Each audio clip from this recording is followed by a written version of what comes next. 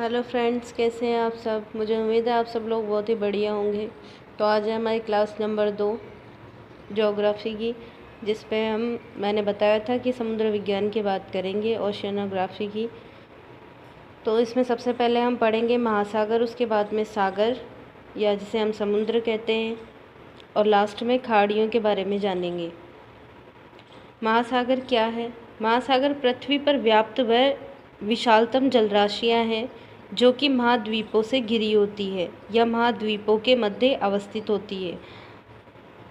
पृथ्वी पर व्याप्त व विशालतम जलराशियां जो महाद्वीपों से घिरी हो या महाद्वीपों के मध्य अवस्थित हो वह महासागर कहलाते हैं।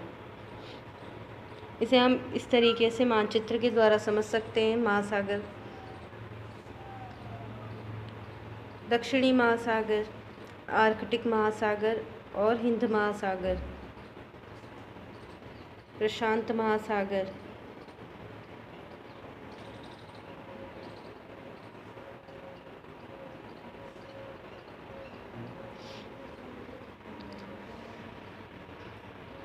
महासागरों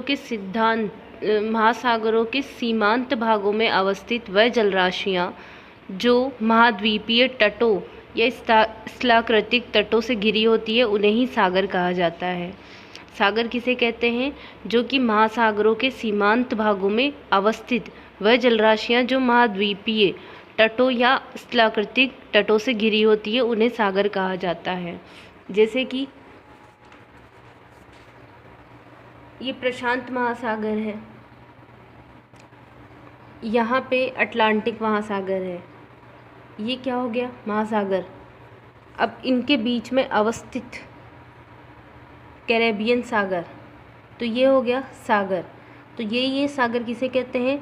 जो महासागर होते हैं उनके सीमांत भागों में अवस्थित वह जलराशियाँ जो कि महाद्वीपीय तटों या स्थलाकृतिक तटों से घिरी होती है उन्हें सागर कहते हैं। तो इनको क्या कहेंगे? सागर।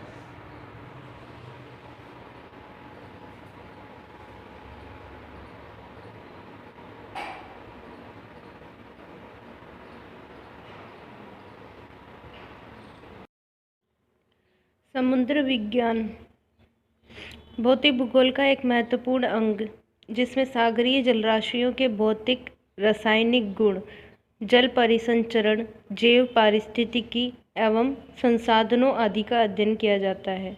तो समुद्र विज्ञान के अंदर भौतिक भूगोल के जो महत्वपूर्ण अंग है, जिसमें सागर की जलराशियाँ, भौतिक रासायनिक गुण, जल परिसंचरण एवं जैव पारिस्थितिकी और संसाधनों का अध्ययन किया जाता है इस समुद्र विज्ञान के अंतर्गत।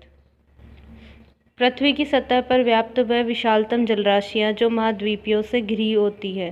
पृथ्वी की सतह पर व्याप्त वह विशालतम जलराशियां जो कि महाद्वीपों से घिरी होती है सागर कहलाती है।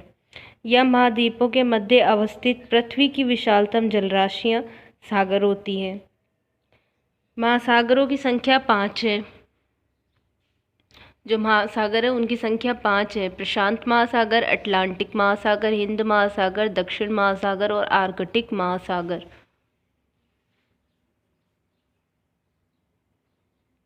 महासागरों के सीमांत भागों में स्थलखंडों से संलग्न अवस्थित विशाल जलराशियां सागर कहलाती है। या जो महासागर होते हैं उनके सीमांत भागों, मैंने बताया था अभी, उनमें स्थलखंडों से संलग्न अवस्थित विशाल जलराशियां सागर कहलाती है, जिनका संबंध निश्चित रूप से महासागरों से बना रहता है। और इनका संबंध किनसे बना रहता है? महासागरों से। सागरों का संबंध महासागरों से बना रहता है। जैसे हिंद महासागर के उत्तरी सीमांत में अरब सागर एवं अंडमान सागर आदि अवस्थित है।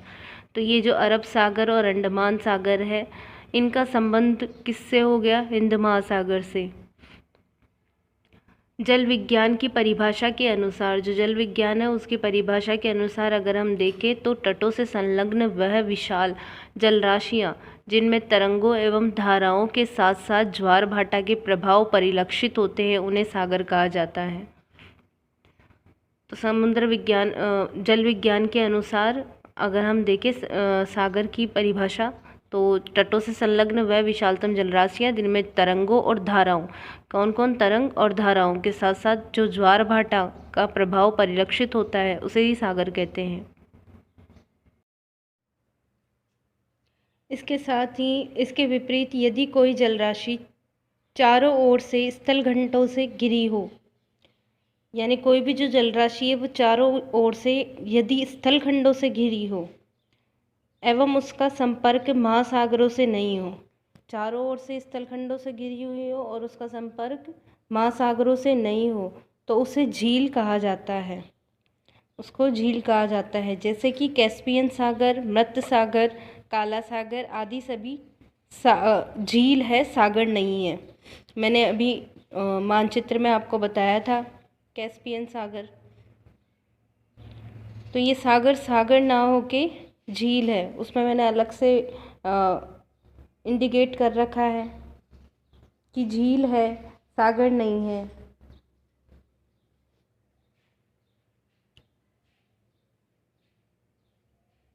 तो अब हम कल बात करेंगे खाड़ियों की। तब तक के लिए पढ़ते रहिए। धन्यवाद।